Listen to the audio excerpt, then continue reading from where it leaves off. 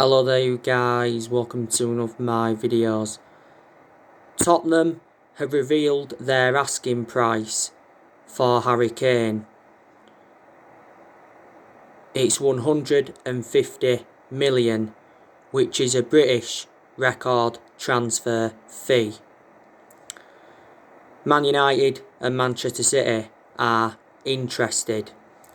We've been in for Harry Kane for several years.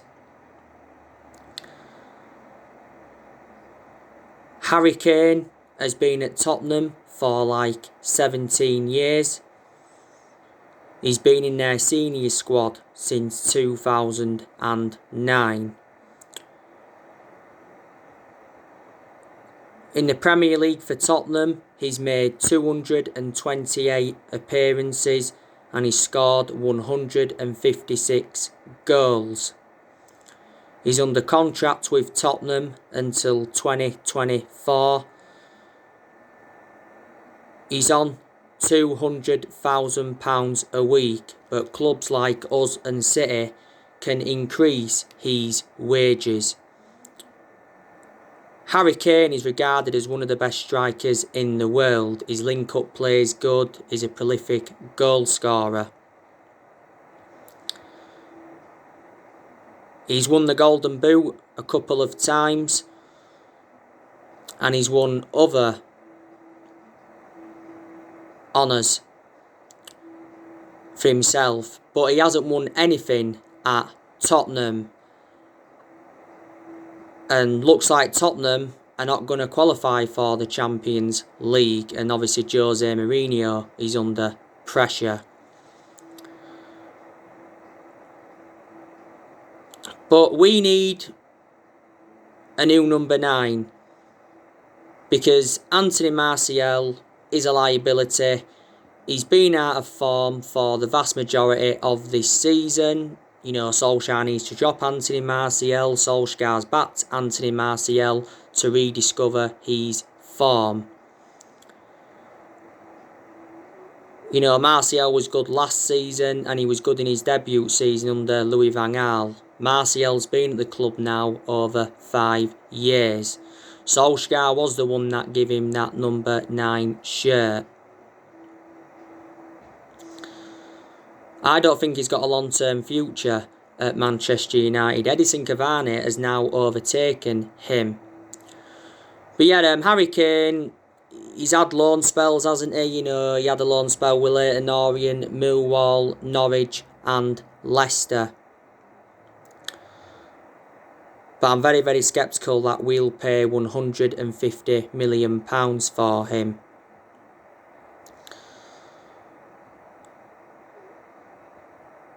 Now, you already know the news on Erling Haaland.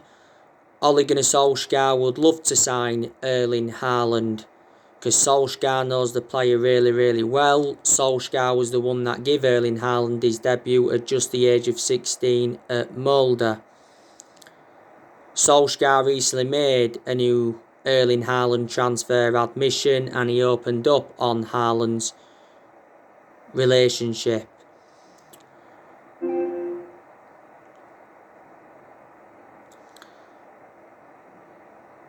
Solskjaer is following Erling Haaland's progress.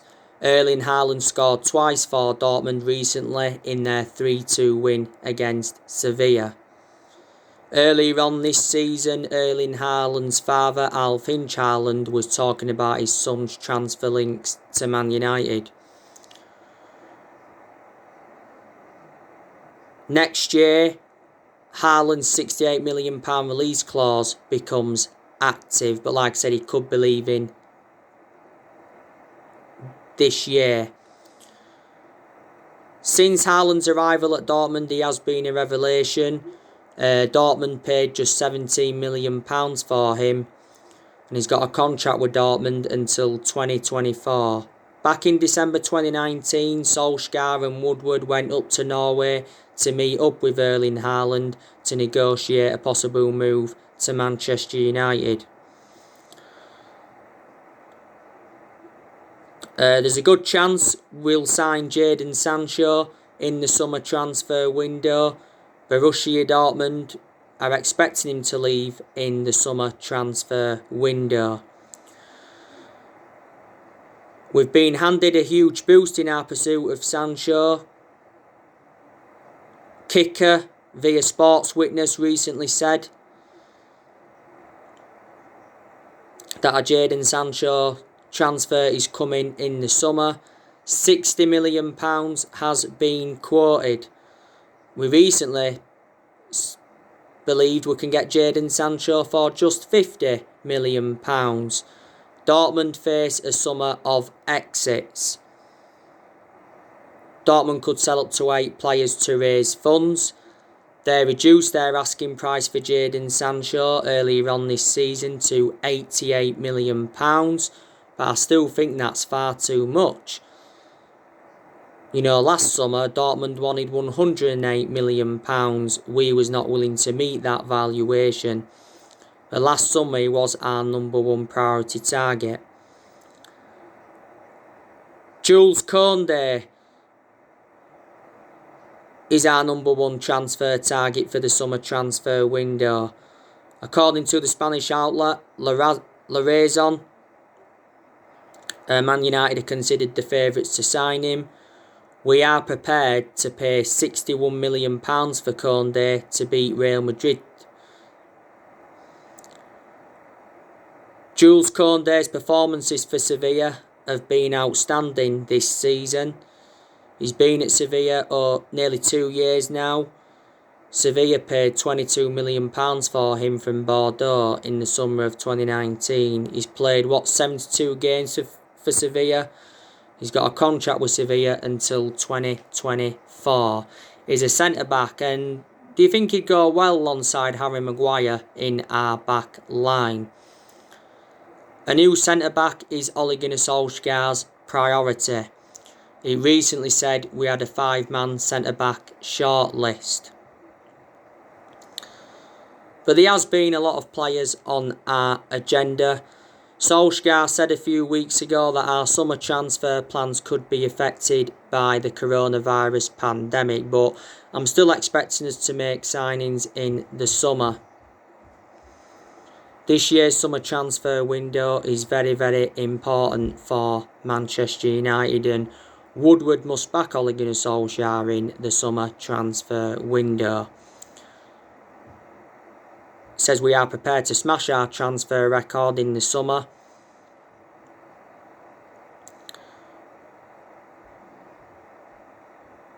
And Woodward is set to hand Ole Gunnar Solskjaer a huge war chest to sign top players in all areas. But I think the transfer windows Solskjaer's endured so far, he hasn't been backed enough by the board. Solskjaer's endured 4 transfer windows as permanent Man United manager. Woodward has come out several times to support Solskjaer, and he did say towards the end of last year that he will back him with a long-term plan centred around summer transfer windows. But the board haven't backed any of the managers enough that we've had since Ferguson retired. You know, that's why our recruitment policy's been so poor for so long. And we've also overpaid for players. You know, we paid £89 million for Pogba, £80 million for Harry Maguire, £75 million for Lukaku, £52 million for Fred, £50 million for Wan-Bissaka. You know, when we got Di Maria, we paid like £60 million for him. Woodward's been at the club since 2012, and the Glazers have been at the football club since 2005.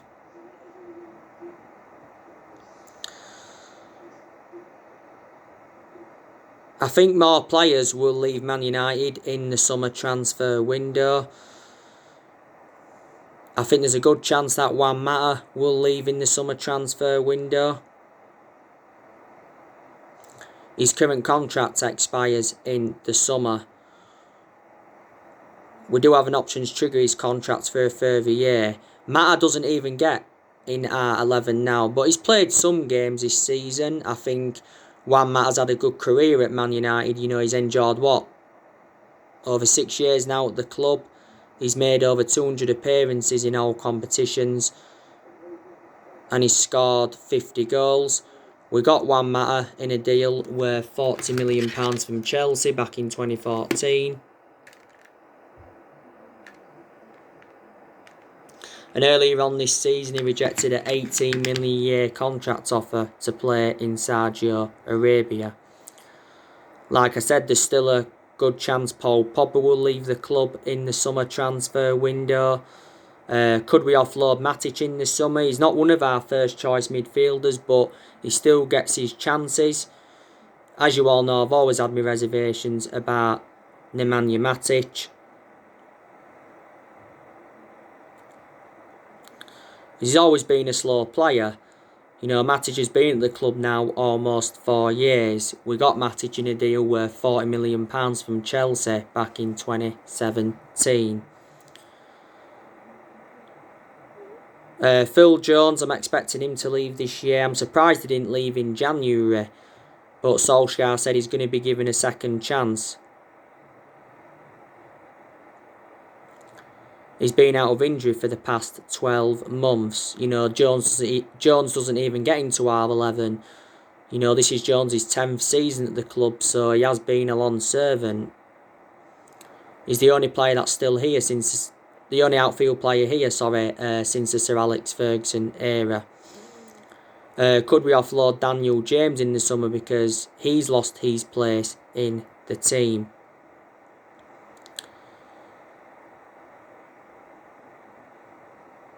But like I said, it was a disappointing January transfer window for us. We only saw one arrival, and that was Amad Diallo Traore. As Solskjaer said a few times during the January transfer window that he wasn't expecting any signings and was focusing a lot more on the outgoings in the January transfer window rather than the incomings. But to Ole Gunnar Solskjaer's credit, he has got rid of a lot of the deadwood since he got recommended in.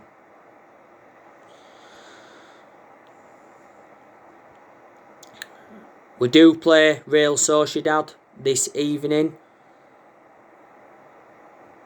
It's the Europa League round of 32 first leg. It's obviously going to be played in Turin due to the travel restrictions in Spain. The Europa League is a priority for Manchester United. You know, last season we got to the Europa League semi-finals, lost to Sevilla 2-1. We won the Europa League back in 2017. We beat Ajax in the final 2-0. That was under the Jose Mourinho era.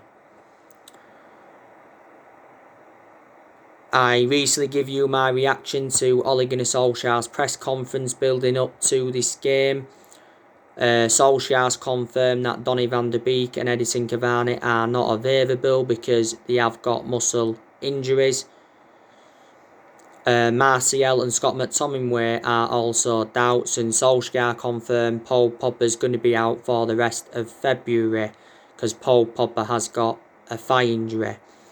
By the way, Solskjaer is thinking about putting Mason Greenwood in a new position.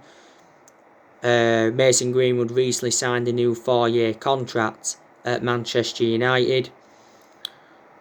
Solskjaer has also spoken to Anthony Martial regarding the racial abuse. Solskjaer says something needs to be done about the racial abuse.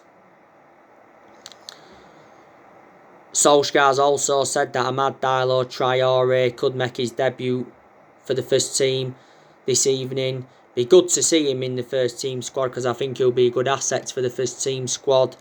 Amad Diallo Traore has been doing very, very well for the under-23s. And Sholo Shortire, he could be involved this evening. He's part of the squad. The last time we played Real Sociedad was back in the Champions League group stage back in 2013, was it? Real Sociedad are sitting 5th in La Liga. Their current manager is Emmanuel Alguacil. Obviously, I know a few of their players. They've got Adnan Januzaj.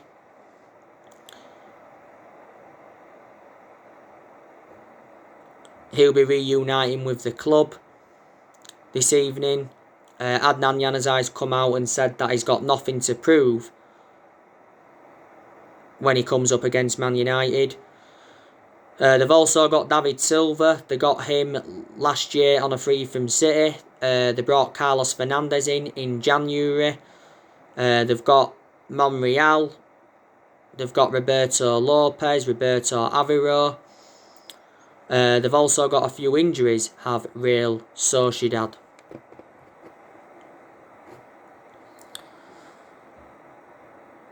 But they are a pretty good team, but I think on paper will be the favourites to win this one. The second leg against Real Sociedad at Old Trafford is on the 25th of February. Now, there's quite a lot of Manchester United fans that want Ole Gunnar Solskjaer out. I'm still Ole Gunnar Solskjaer in at the moment. Solskjaer's been criticised a lot as Manchester United manager. Is it fair to criticise Solskjaer? Not all of the blame stems from Solskjaer. Obviously, some of the blame stems from Solskjaer. I've already told you my biggest concern about Solskjaer. That's his decision making. Because in a lot of his games at Man United, he's been tactically naive. But there's also been some games where he's showed tactical flexibility. And there's a few things he's got to do at the club. I think he's got to drop Martial. He's probably got to drop David De Gea. You know, he's got to keep Lindelof now out of the team because Lindelof's a liability. He's got to give Donny van der Beek more opportunities. Wait a second.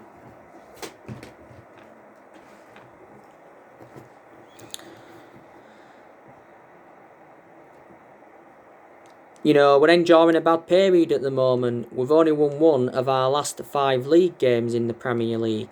We've enjoyed a few bad periods though under Ole. We was very poor earlier on this season. We was poor at the first part of last season when we enjoyed our worst start to a Premier League season for 30 years. You know, Solskjaer's future's in doubt anyway, because Solskjaer recently admitted that he's still waiting to open talks over a new contract. Does Solskjaer deserve a new contract? I'd say he does, you know, reflecting on the progress he's made in the last year or so. He said the other week that we'll wait until the end of the season to begin contract talks with Solskjaer.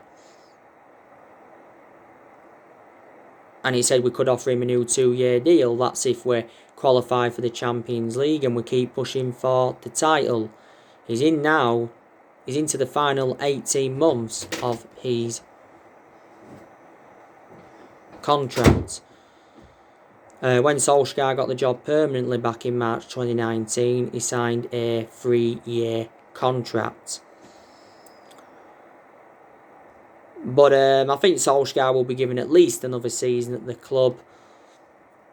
This is his 3rd season and his 2nd full season. Solskjaer must win a trophy at Manchester United to avoid the sack. You know, we haven't won a trophy since 2017. A club of our stature need to be winning trophies. And the FA Cup is a chance of a trophy and the Europa League is a chance of a trophy. Probably Solskjaer's the best manager since Ferguson. Certainly a much better manager than David Moyes was. Solskjaer's been in charge of Man United now over 2 years. He's managed over 100 games for the club in all competitions. Reflecting how long he's been at the club, he's gained some managerial experience and he's learned quite a bit on the job. And Man United is the 3rd club in his managerial career. He obviously hasn't got that proven pedigree as a manager, and to say he hasn't, he's done a pretty good job with us. You know, we appointed Solskjaer in December 2018 to replace Jose Mourinho. But, you know, Solskjaer's got us to the FA Cup quarter-finals. He got us to the EFL Cup semi-final earlier on this season. Did well last season in his first full season at the club. Guided us to 3 semi-finals, got us qualification for the Champions League and got us 3rd. He's made good signings since he come in. You know, he's spent over £200 million. You know, Solskjaer is inheriting players from other managerial eras. He's our 4th manager since the Sir Alex Ferguson era. Moyes, Van Gaal and Mourinho have been sacked. And we're not even really known as a sacking football club. Now, obviously, top 4 is now our aim because we know the title's gone. Manchester City are the champions-elect because they're 10 points in front of us. You know, Solskjaer said after our 1-1 draw with West Brom that we are still in the title race and will not settle for second in this title race. Well, that's just Solskjaer playing mind games, because he said after the 3-3 draw with Everton that we shouldn't be considered as title chasers. We haven't won the Premier League since 2013.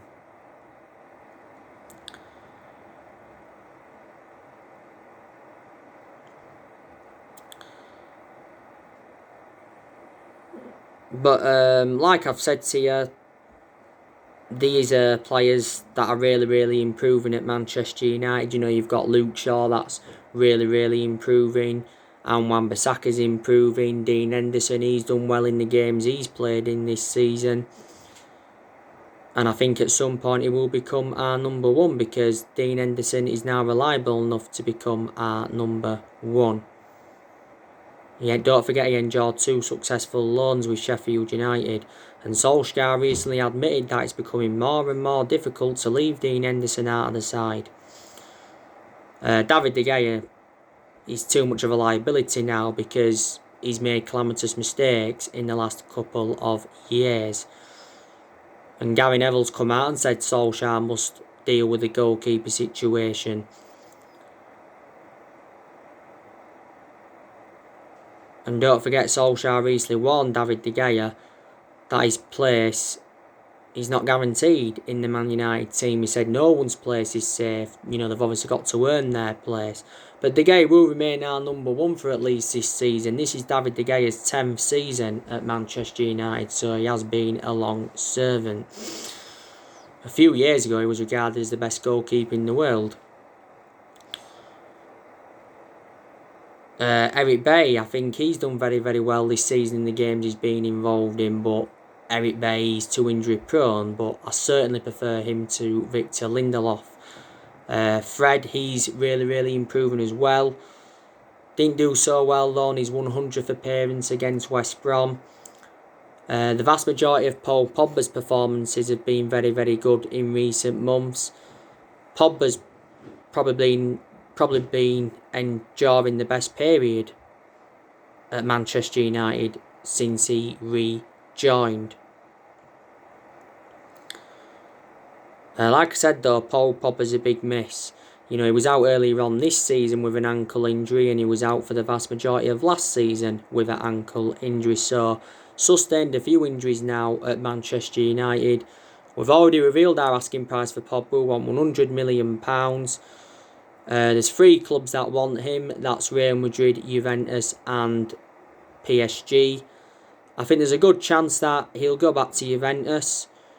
He enjoyed 4 good years with them before he rejoined Man United, and reports from Italy recently said that Juventus offered us 4 players in exchange for Paul Pogba. You know, Mini Oriola, Pogba's agent, he's desperate to get Pogba out of the club this summer, and he recently admitted that he's working quietly on Paul Pogba's transfer to avoid offence.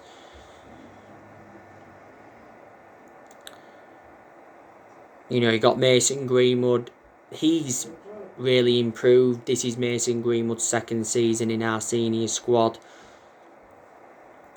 He's done well recently despite scoring. You know, Solskjaer's been defending him a lot this season. Cavani, he's made a fantastic impact since he's come in. You know, Cavani's future's decided. Cavani wants to stay at Manchester United beyond this season. We have yet to trigger that 1-year extension on his contract. Cavani has just 4 months left on his current contract. And Marcus Rashford, I think he's a very, very good player, but I think he needs a rest at some point because he has been out of form recently. Alright. He has been out of form recently. He's enjoyed a few bad periods, but still a good player, like I say. We need to keep him out on that left-hand side because that's where he's more effective. He's much better on the left than he is on the right. Bruno Fernandes obviously has made the difference in this team. He's our best player. Best signing we've made since Ferguson. Most of his games at Man United he has been very, very consistent. There's only been the odd few games where he has looked off the pace. Fernandes said on his 12-month anniversary that he's planning on spending many years at Manchester United. He's won Player of the Month now quite a few times, reflecting on his good performances. You know, Donny van de Beek's also a good player when he plays. You know, Van de Beek's played nowhere near as much as I expected. You know, most of his appearances have come from the bench. He's only started 2 games in the league so far this season. And Solskjaer's already promised Van der Beek more game time. Solskjaer made an admission saying that he is unhappy at the club with his lack of game time. But like I say, he needs more chances. So yeah, we have got some very, very good players. But yeah, like I say, we haven't been the same team since Ferguson, and no one's going to replicate what Ferguson did at the club. Ferguson endured 27 years at Man United and won a total of 38 major honours, was it? And that includes 13 Premier League titles, but Ferguson didn't settle in straight away because he didn't win out in his first 4 years at Manchester United. The success came under Ferguson. It really did, because if he'd have been sacked any time in that 4-year period when he didn't win anything, we wouldn't have had any success, would we? Because we was inconsistent before Ferguson, you know, came into the equation. So anyway, guys, your match reaction will be coming up after the game for the Sociedad. Game. Drop your comments, likes below on the channel. If you do, consider subscribe as always, and take care. God bless. See you all again very, very soon.